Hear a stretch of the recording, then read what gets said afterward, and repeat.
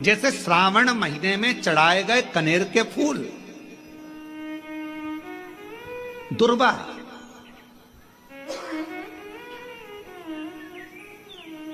और हम सबसे कहेंगे, अब मान लो यदि कोई विशेष कोर्ट का केस चल रहा हो, कोई कोर्ट में कोई बातें चल रही हो, अदालत आदि में कोई कार्रवाई चल रही हो, कोई फाइल प्रशासनिक अधिकारियों के पास फंस गई हो और कुछ ना कुछ उसमें अपने को लगता है कि तकलीफ का प्रसंग है, तो हम कहेंगे शिव की आराधना करो, सत्यता पर जियो,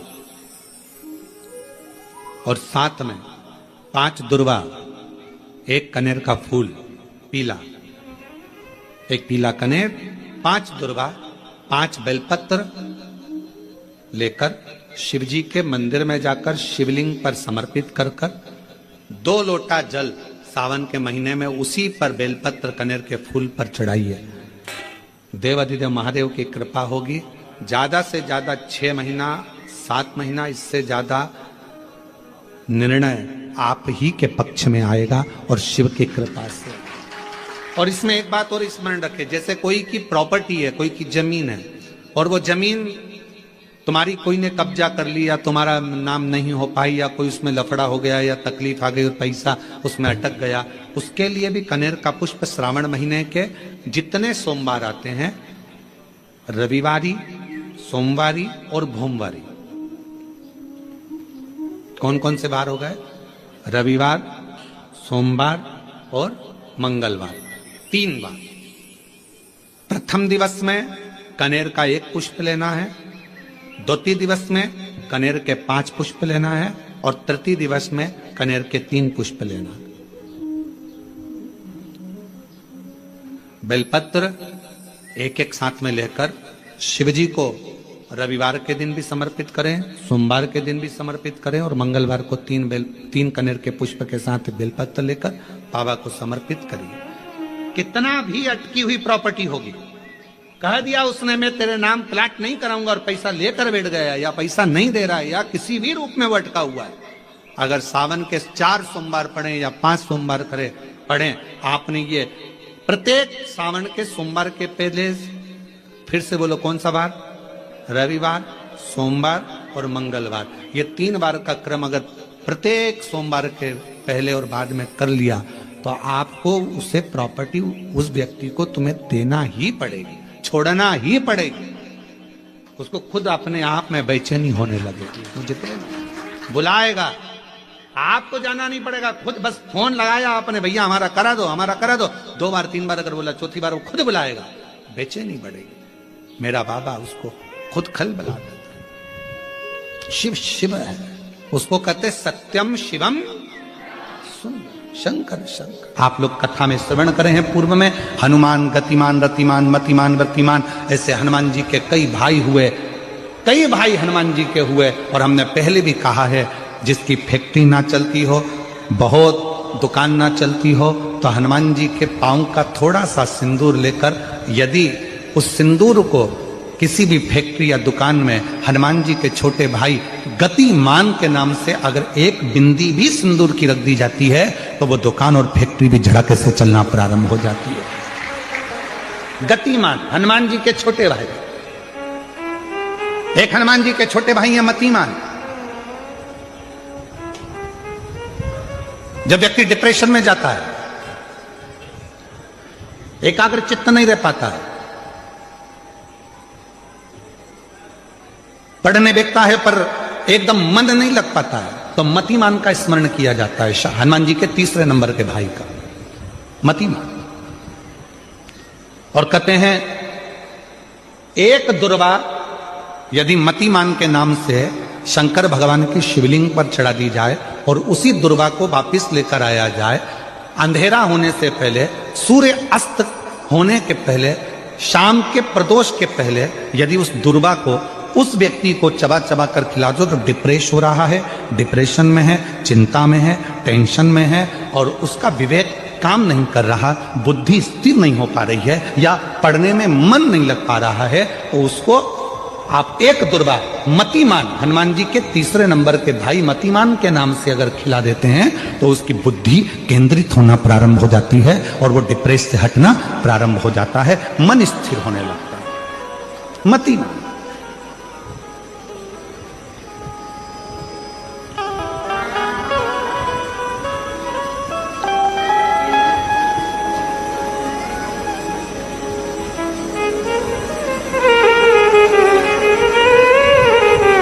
और एक नाम आता है व्रतिमान।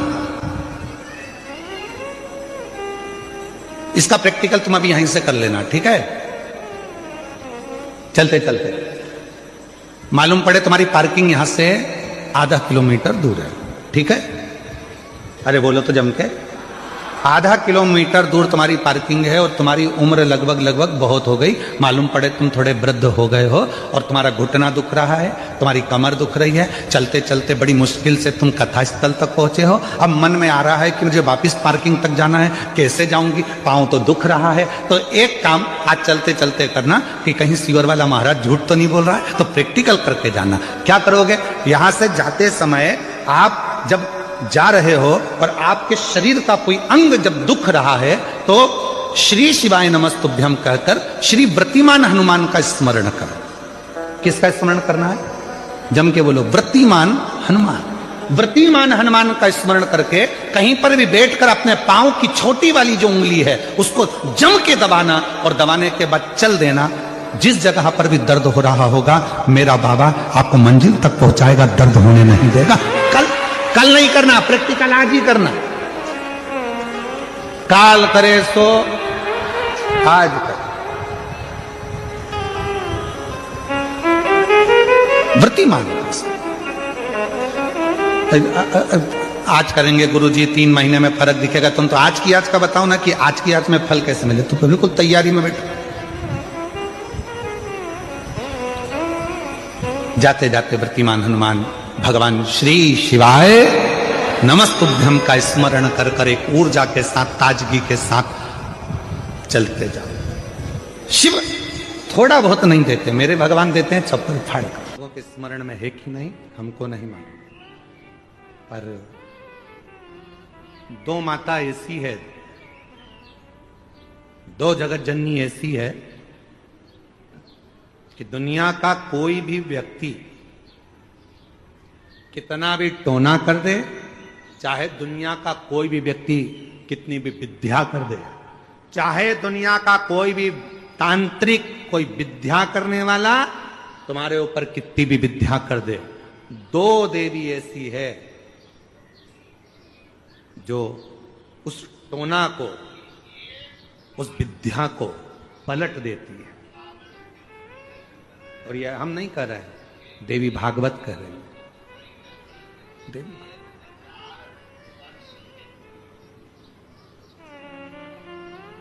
काली पुराण में भी इसका वर्णन आता है, देवी भागवत में भी इसका वर्णन आता है। 2 देवी ऐसी हैं जो कोई अपने ऊपर अगर विद्या कर रहा है और वो 2 देवी का स्मरण कर लिया जाए, उन 2 देवी का नाम लेकर मात्र शंकर के शिवलिंग के सामने जो अशोक सुंदरी वाली जगह होती है वहां पर अगर इन 2 देवियों का नाम लेकर अगर जल चढ़ा दिया जाए तो किसी ने अगर विद्या करी भी होती है तो पलट जाती है। कोई कितना भी बड़ा तुम्हारे लिए तंत्र मंत्र कर रहा हो वो तुरंत पलट जाता है, एक क्षण नहीं लगता और उनका नाम लेने से पलट जाता है। 2 देवी, एक प्रत्यग्रा माता, एक है प्रत्यग्री माता और दूसरी है दंतेश्वरी माता, जिसका काली पुराण में विशेष वर्णन लिखा, जिसका देवी भागवत में वर्णन आता है। और महाराज प्रत्यग्री माता का वर्णन स्वयं यहां तक, प्रत्यग्रा माता का वर्णन यहां तक अथर्व वेद में भी प्रत्यग्री माता का वर्णन और दंतेश्वरी माता का स्मरण यहां तक अथर्व वेद में भी वर्णित किया गया प्रत्यग्री माता का। काली पुराण में तो है, देवी भागवत में भी है। ये जो 2 देवियां हैं, एक प्रत्यग्री माता और दूसरी जम के बोलो दंतेश्वरी माता। ये 2 माता ऐसी हैं, अगर भगवान शंकर का ये शिवलिंग है, ये जलाधारी है, माता पार्वती जी का हस्तकमल, और यहां सामने एक मोटी सी लाइन होती है अशोक सुंदरी का स्थान। इधर गणेश जी, इधर कार्तिकेय जी।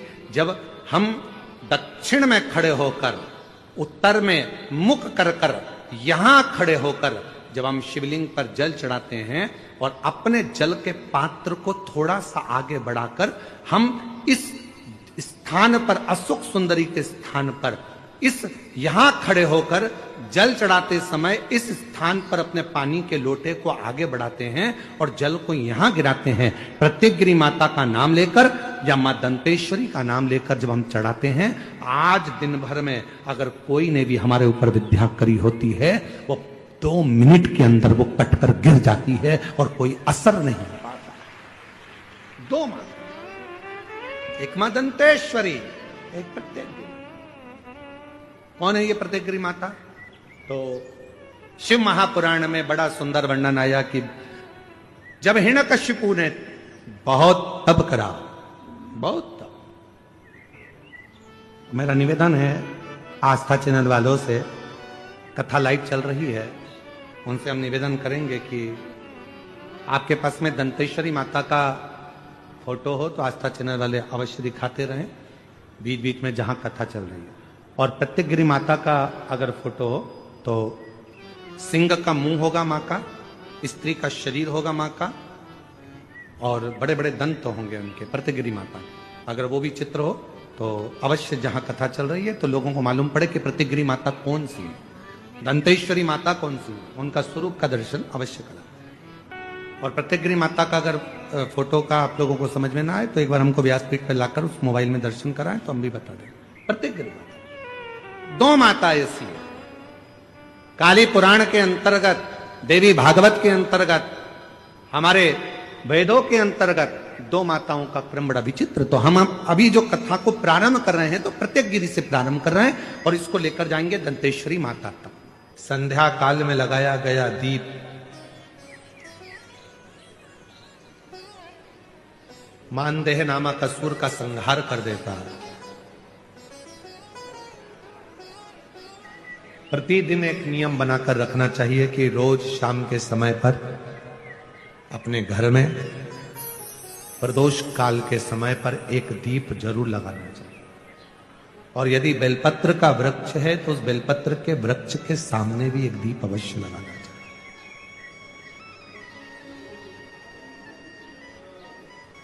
6 महीने में, 3 महीने में, 2 महीने में, 1 महीने में ऐसा नियम बनाया करो कि मुझे बेलपत्र की पूजन करो।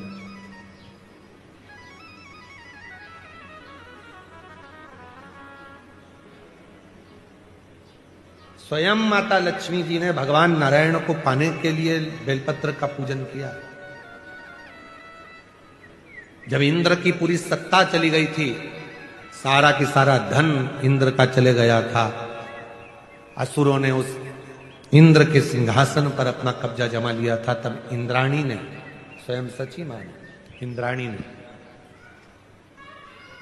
शिव जी की साधना करी, बेलपत्र के वृक्ष के, बेलपत्र की पूजन करें।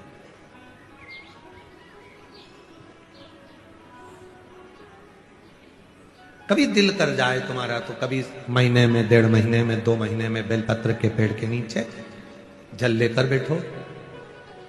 बेलपत्र के वृक्ष के नीचे दूध नहीं चढ़ाना, बेलपत्र के वृक्ष के नीचे दही नहीं चढ़ाना, शहद घी नहीं चढ़ाना। बेलपत्र के वृक्ष के नीचे जब आप बैठते हैं, बेलपत्र पूजन का एक विधान होता है कि जब हम बेलपत्र की पूजन करते हैं तो 2 कलश पानी के भरे हुए, एक अपने सीधे हाथ की ओर, एक उल्टे हाथ की ओर रखा जाता है। पूजन की थाली बीच में रखी जाती है। 2 बत्ती का, लंबी बत्ती का, 2 बत्ती लंबी घी की जलाई जाती है। लंबी बत्ती बेलपत्र के वृक्ष के नीचे 2 बत्ती लंबी जोड़ा बनाकर उसको जलाया जाता। फिर दोनों हाथ में कलश में जल है, बेलपत्र के वृक्ष के नीचे दोनों हाथों का जल धीरे धीरे शिव जी का स्मरण कर कर नारायण लक्ष्मी का स्मरण कर कर, मां आदिशक्ति गौरा का स्मरण कर कर, रिद्धि सिद्धि गणेश का स्मरण कर कर उसको चढ़ाओ। प्रार्थना करो, विनय करो, मेरे जीवन में बहुत कष्ट है, उसको मिटाना है आपको। शिव आपसे प्रसन्न होते हैं, वैसे मेरी जिंदगी भी प्रसन्न करना है आपको। जल चढ़ाकर दोनों पात्रों का थोड़ा थोड़ा जल कलश में बचा लेना है, पूरा पात्र खाली नहीं करना है, दोनों को वापस रखना है। और थोड़ी सी हल्दी पीसी हुई शिव जी के उस बेलपत्र पर लगाएं, थोड़ा कुंकुम वो भी बेलपत्र पर लगाएं। 7 दाने अक्षत के, केवल 7 दाने अक्षत के बेलपत्र को छुआकर अपनी थाली में रख लें। घर पर जब जाएं तो वो 7 दाने अक्षत के और बेलपत्र के वृक्ष में जो चढ़ा हुआ थोड़ा सा जल बचाकर लाए हो, वो घर में छींट कर 7 दाने पूरे घर में डालना प्रारंभ करें। महीने में, 2 महीने में, 3 महीने में एक बार करिए। जीवन में किसी के आगे हाथ फैलाने की जरूरत नहीं पड़ेगी। इतनी संपदा बाबा, इतनी संपदा। बेलपत्र की महत्वता को लोग जानते नहीं है। एक प्रदोष की महत्वता, एक बेलपत्र की महत्वता। अभी हमने पहले भी कहा, एक कथा प्रदोष काल की रह गई है। एक बार हम दिल्ली बाच रहे थे पर वो पूरी नहीं हो पाई क्योंकि पानी आ गया।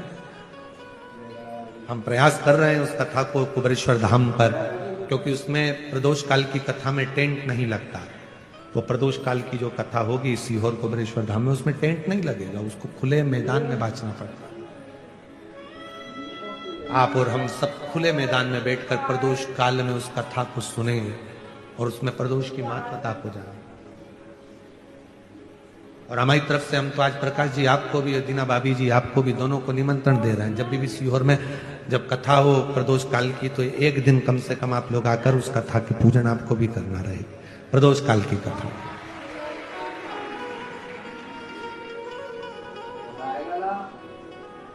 अभी तो नहीं है, पर जब भी तारीख निश्चित होगी, 1-2 साल में, जब बाबा कृपा करेगा तब उसको पंडाल में भले तुम्हारे लिए हम सोने के लिए पंडाल लगा देंगे, पर कथा सुनने के लिए तो आपको मैदान में ही बैठना पड़ेगा, खुले आसमान।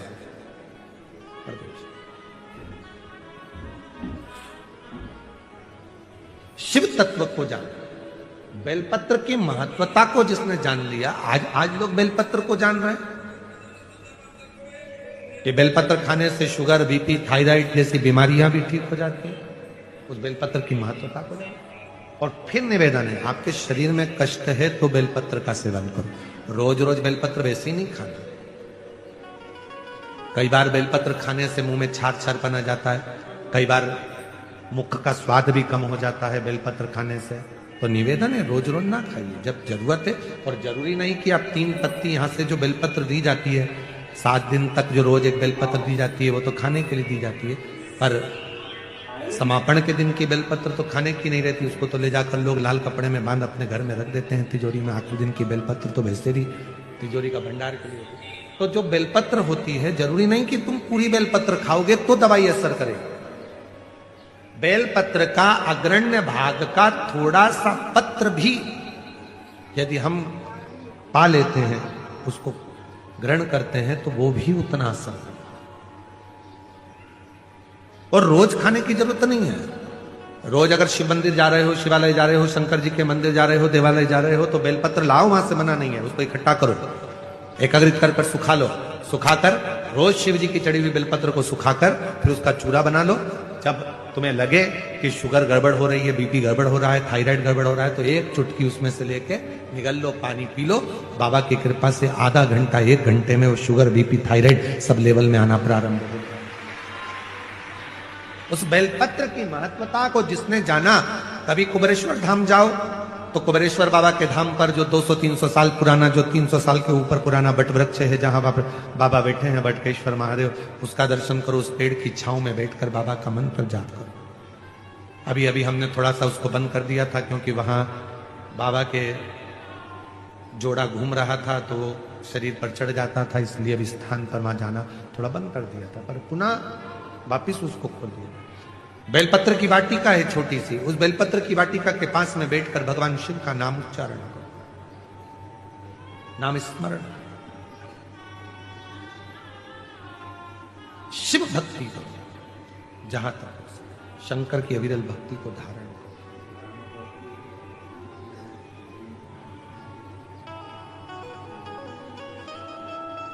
शिव की साधना आराधना जीवन को सुख देती है। बेलपत्र का वृक्ष का पूजन अर्चना हमें आनंद प्रदान करती है। बंसल जी, आज के समय में ये जितने भी श्रोता बैठे हैं और जितने बाहर बैठे हैं और जितने ऑनलाइन सुन रहे हैं अपने अपने घरों में बैठकर, मोबाइल पर, व्हाट्सएप पर, इंस्टाग्राम पर, फेसबुक पर, जितने भी सोशल मीडिया पे सुन रहे हैं, मैं एक एक श्रोताओं से, जितने टीवी पर सुन रहे हैं और जितने यहाँ सुन रहे हैं, मैं सबको खड़े होकर पूछ सकता हूँ कि आपने कहाँ तक पढ़ाई करी है।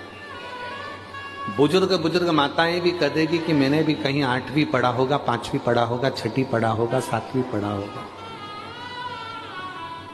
कोई कहेगा कि मैंने MBA करा होगा, कोई कहेगा मैंने ये पढ़ाई करी, कोई कहेगा मैंने ये पढ़ाई करी। आज के समय में हर व्यक्ति पढ़ा लिखा है, वो समझता है कि हमको अगर मंजिल तक पहुंचना है और आगे बढ़ना है तो हमें निंदा, बुराई, चुगली, इन सब से दूर हटना है और अपने लक्ष्य को पकड़ना है और आगे बढ़ना है। लक्ष्य अपना हो। अमृत कहां मिलेगा, ये पार्वती जी पूछ रही हैं। समुद्र में अमृत है। शिव जी कहते हैं अगर समुद्र में अमृत होता तो समुद्र खारा ही नहीं होता। मंथन समुद्र में भी है। तो वो जो अमृत मंथन हुआ था, वो अमृत जो निकला था, वो क्या है?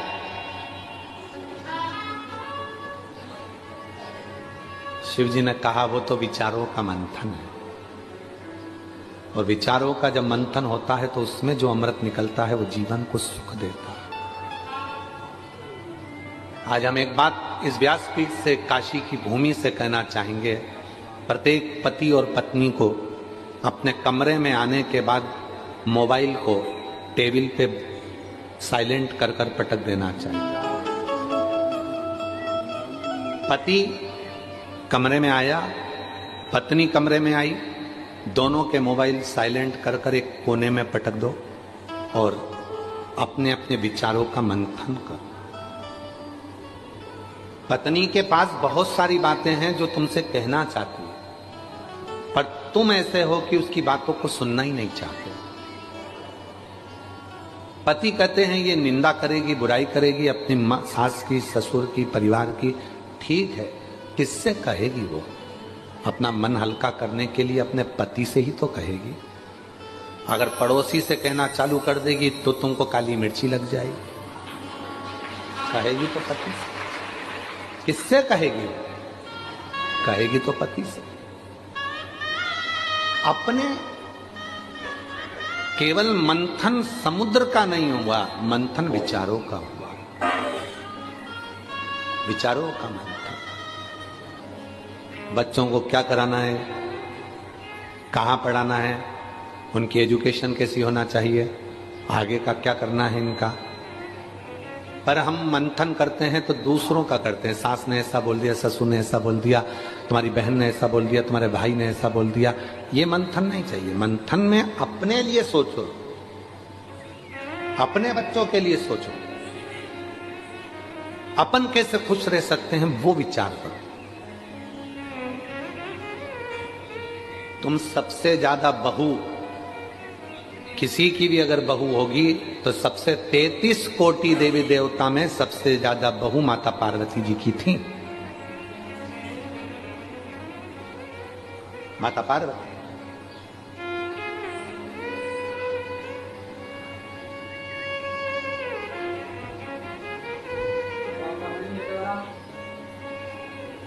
कई माताएं कह देती हैं कि हम हमारी बहू को निभा रहे हैं, बहुएं कहती हैं हम हमारी सास को निभा रहे हैं। मेरी जीजियों, कोई किसी को नहीं निभा रहा, समय चक्र निभा कर चल रहा है और तुम उस परिधि के अंदर चल रहे हो। निभाना किसको कहते हैं? कभी विचार करना माता पार्वती जी की बहुओं को देखकर।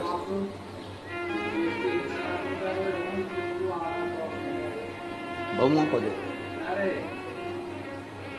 एक माँ छठी